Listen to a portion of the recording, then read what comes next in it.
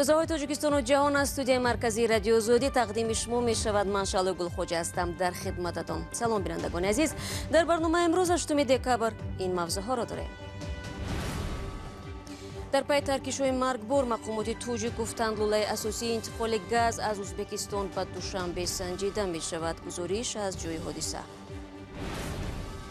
امریکا تاجیکستان را برای سرکوب آزادی‌های دینی باز بر روی خط سیاهی دولت‌های مورد نگرانی خاص جای داد. و بوریاکوبان در سرخاب با کمک خیریه در جای امن نویه فرخور به اویله‌های افت زده خانه‌های نو دادند. نه یک هفته شده هم زندگی داره. 100 بار شکر خدمه کلین بچه‌م 4 تن هستم. مقامات توجیک گفتند که به سنجش لوله اساسی می‌پردازند که توسط آن از ازبکستان به تاجیکستان گاز انتقال داده می شود. چون این تصمیم بعد آن گرفته شد که آخر هفته گذشته در نویه رودکی پی هم 2 ترکیش فوجیه بار به عمل آمد. علت ضرر دیدن ساکنان از ترکیش به آن ربط داده می شود که منزل آنها در نزدیکی لوله گاز بنیاد شده است. این هم در حالی است که بعضی از قسمت‌های لوله گاز سال‌هاست تعمیر را ندیده است. مولا رجب یوسفی و امردین اولیموف به نویه رودکی رفتند تا ضرری رسیده از ترکیش رو به نوار بگیرند. 2 انفجار لوله گاز روزهای 4 و 5 دکبر اینجا در دهه معرفتی جماعت چهارتپه ناحیه رودکی رخ داد. به گفته ساکنان نخست ساعت‌های 10 شب 4 دکبر در منزل مصطفی میرمتی 46 ساله ترکش لوله گاز صورت گرفت و بر اثر آن 4 فرزند این خانواده که از 8 تا 24 سال داشتند در جای حادثه آسیب دیدند و آنها را به بیمارستان انتقال دادند. مقامات گفتند که از 18 تا 37% بدن این نفران سوخته است و به گفته ساکنان دهه خود صاحبخانه در روسیه قرار دارد و آثار ترکش لوله گاز و آتش سوزی در این بنا بر الان معلوم است و هرچند دروازه خانه گشاده است ولی کسی در اینجا دیده نمی شود. حادثه بعدی فردای آن روز اینجا در منزل یک ساکن دیگری ناحیه رودکی دهه معرفتی رخ داده است و به گفته شاهدان حادثه بعد از ظهر 5 دکبر رخ داد و در وقت سر زدن حادثه در اینجا خود صاحب خانه و برادر همسرش که همچون اوسا کار میکرده است در جای حادثه حضور داشتند و در پی این حادثه خود صاحب خانه آسیب دیده و برادر همسرش به هلاکت رسیدند و در عموم در 2 حادثه انفجار گاز اینجا در دهه معرفتی ناحیه رودکی 5 نفر آسیب دیده 1 نفر به هلاکت رسیدند. در آغاز سر زدن حادثه برخی رسانه ها نوشتند که ترکش بلون گاز است که ساکنان تاجیکستان در نبودن برق استفاده میکنند، ولی بعدتر مسئولین کمیته حالتهای فوق‌العاده تاجیکستان گفتند حادثه در پی انفجار لوله گاز رخ داد که به مرکز برق و گرمایدهی دوشنبه گاز میبرد و به گفته برخی از آگاهان حادثه سالهای پیش در پی سرچوی مناسبت تاجیکستان و ازبکستان به این لوله ها گاز نمی آمد، ولی در چند وقت اخیر با بهتر شدن مناسبت ها از لوله های اینجا گاز به مرکز برق و گرمایدهی دوشنبه انتقال می یافت. در پی این حادثه مقامات گفتند لوله های گازی را که از طریق آن از ازبکستان به تاجیکستان گاز انتقال می یابد دوباره از سنجش می گذرانند، ولی با این وضع معلوم نیست که جبران ضرر این ساکنان ناحیه رودکی را کی می پردازد. مولا رجب یوسفی، امردین اولیموف، دهه معرفتی ناحیه رودکی.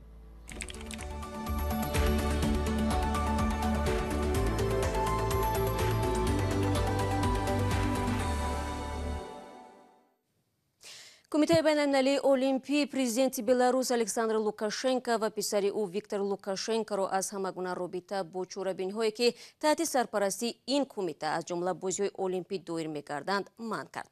این تحریم‌ها وابسته به تبعیض علیه ورزشکاران بلاروس برای عقیده‌های سیاسی جاری گردید. به اطلاع منبع هنوز در ماه اوگوست پس از انتخابات و آغاز عمل‌های ضد حکومتی تقریباً 1000 نفر ورزشکاران و مربیان پیشبر بلاروس به یک نامه باز امضا گذاشته قطع خشونت مقامات حفظی حقوق نسبت اعتراضگران را طلب نمودند. پس از چند مدت خبرها پخش شد که ورزشکاران ناراضی را از دسته‌های منتخب خارج و از مقامات دولتی سبکدوش میکنند. حالا رو میاریم به تاجیکستان. امریکا تاجیکستان را از نظر آزادی‌های دینی به فهرست 10 کشوری مورد نگرانی خاص جای داده است. مایک پامپئو کاتب دولتی امریکا شام دیروز در اظهارات از واشنگتن گفت که هیچ کشوری حق ندارد که انسانها را برای اعتقاد و باورهایش تعقیب کند و برای این بی‌جزا ماند. پامپئو افزود چنین گروه‌بندی شدن کشورها به آن معناست که اگر آزادی‌های دینی مورد حمله قرار بگیرد ما دست به عمل می‌زنیم. همکارم خیرامان بقازاده این موضوع را پیگیری کرده است. خب خیرامان، تاجیکستان از سال 2016 به این طرف به گروه کشورهای مورد نگرانی خاص از نظر آزادی‌های دینی شامل می شود. آیا کدام مسئله‌ها مشخصاً مورد انتقاد از تاجیکستان است؟ در گزارش امسال آزادی‌های دینی دپارتمنت دولتی ایالات متحده آمریکا تاکید می شود که محدودیت‌های آزادی‌های دینی در تاجیکستان از نظارت ریشی مردان و هم لباسپوشی زنان و نابالغان شروع می شود. مثلا ماموران دولتی پوشیدن حجاب و دیگر عنصرهایی را که خاص لباس ملی نیست توسط راه‌اندازی ریت‌های مخصوص محدود می کنند. انتقادهای دیگر از تاجیکستان در گزارش دپارتمنت دولتی به پایمالشوی حقوق اقلیت‌های دینی مثل شاهدان یهوه، بسته بودن در مسجدها برای نابالغان و دیگر مشکلات اشاره میکنند. خیرامان، آیا تا حال واکنش مقامات در تاجیکستان به این گزارش دسترس شده است؟ چون در گذشته ما میدونیم که بسیار چنین تنقیدها را مقامات قبول نداشتند. بله شهلا، مقامات تاجیکستان بین اندیشه هستند که این گونه ارزیابی‌ها و هم انتقادهای سازمان‌های بین‌المللی بسیار وقت بی‌غرض یا عادلانه نیستند. معلوماتشون رو از رسانه‌ها دسترس میکنن در صورتی که موقع رسمی این نهادهای وکالتدار هم پاسخهای مشخص و معین خود را در این زمینه دارد. بارها تکرار کردیم که مرحمت چی نافهمی دارن چی مسئله دارن میتوانند مراجعه کنند. ما هم موقع خود را ابراز نظر نماییم. ولی حامیان حقوق از انتقادهای دپارتمنت دولتی ایالات متحده آمریکا پشتیبانی میکنند و میگویند امیدوار هستند که در دوشنبه مقامات از پی اصلاحی وضع خواهند شد. به شبهه با تحلیل دپارتمنت دولتی این واقعیت شامل می شود که تا حال در تاجیکستان حزب نهضت اسلامی افراطی اعلان شده است و فعالیت خود را برا ماندن نمی تواند. در زندانهای تاجیکستان حداقل از 150 تا 300 زندانی سیاسی و زندانی‌های اعتقادی حساب شدند و مقامات تاجیکستان از اینترپول در کشورهای گوناگون جهان از جمله روسیه، حتی یونان و ترکیه با هدفهای سیاسی و دینی سوء استفاده می‌کنند و ما سال گذشته دیدیم که ژورنالیست دلیر شریپوف بر اساس اتهامات افراطگرایی حبس شد.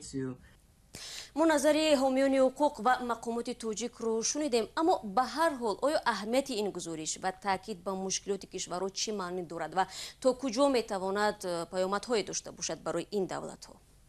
هدف اصلی چنین ارزیابی‌ها از حکومت‌ها تقاضا کردن رعایت شدن آزادی‌های دینی انسان‌ها است و اگر کشورهای شریک آمریکا این مشورت را رعایت نکردند، واشنگتن در موافقت در مشورت با کنگره میتواند به کشور تحریم‌های اقتصادی جاری کند.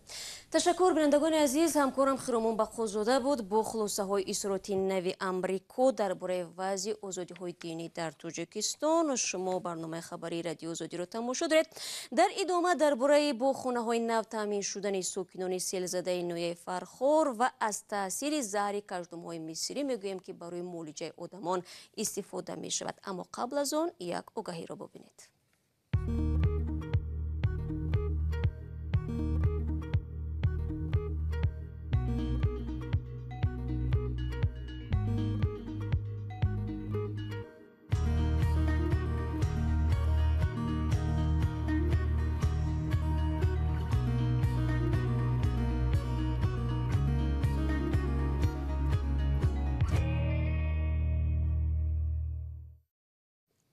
برنامه خبری را ادامه می‌دهم. بعد انتظاری های زیاد ساکنان دهه در نایه فرخار صاحب سرپناه شدند. بارشات 2 سال پیش دهم منزل مردم دهه سرخاب را زیر آب گذاشت و چندین خانه را ولنگار کرد. محمود جان رحمت‌زاده میگوید منزل های نو در جای امن و با پول خیریه قطر بنیاد گردیدند.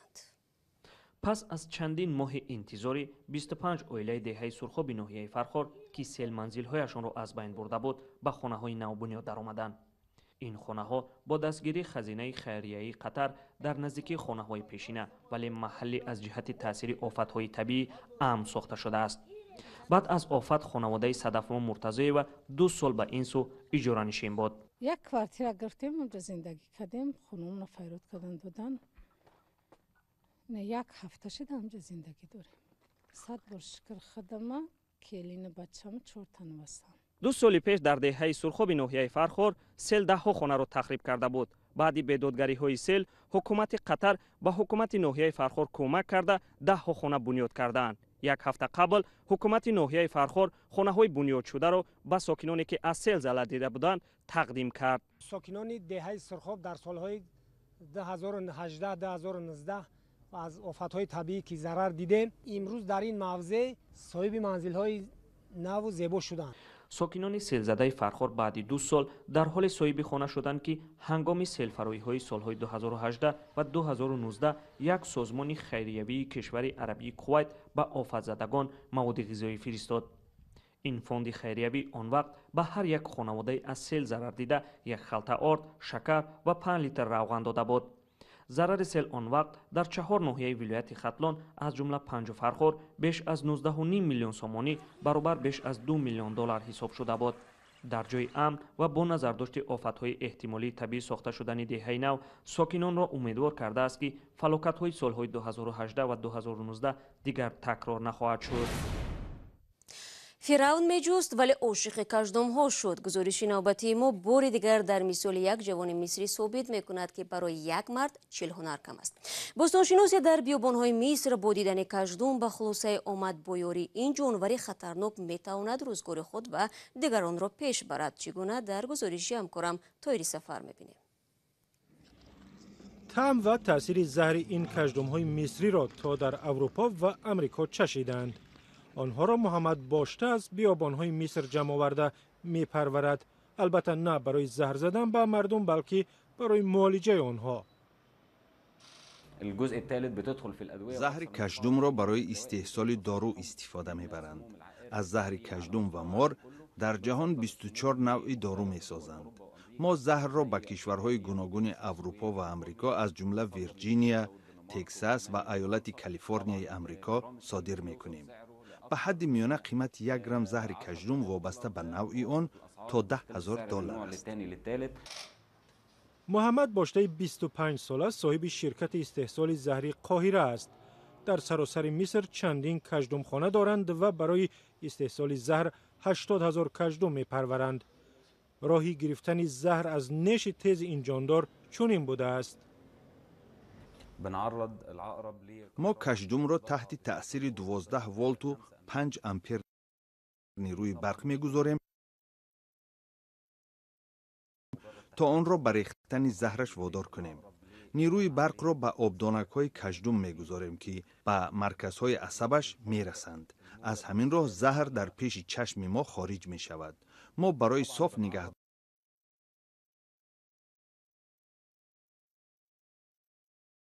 داشتن زهر فقط 1 قطره آن را میگیریم. 1 گرم این زهر کافی است که از آن از 20 تا 50,000 دوای پادزهر آماده کنند. اگر فشار بلند داشته باشد پس شما هم تأثیر زهر کژدم را احساس کرده اید، چون آن را برای استحصال داروهای ضد فشار بلندی استفاده میبرند. سلام، اگر خط و خبر میخواهید ما داریم. نوید بامدادی، سرخط خبرها، اخبار تاجیکستان و جهان، گزارش ها و تحلیل ها. چی میگذرد و چرا؟ دانستن فهمیدن است. زمینه یا اپ ما را بگیرید. بله بینندگان عزیز، ما انتظار همکاری دومی شما هستیم، ولی من باشم برنامه را در همین ثانیه ها به پایان میبرم. تشکر به یک شما برای همراه بودن. تا صحبت بعدی شما از میتوانید زیر نشانی www.azodi.org از وبسایت رادیو آزادی استفاده کنید. نوارهای جالب چون همیشه در آزادی ویدیو کانال ما در یوتیوب گذاشته می شود. فراموش نکنید از اینکه فردا همه شما را با خبرهای نو و تازه در برنامه منتظر خواهیم بود. خود را احتیاط کنید و خدا نگهدارتان.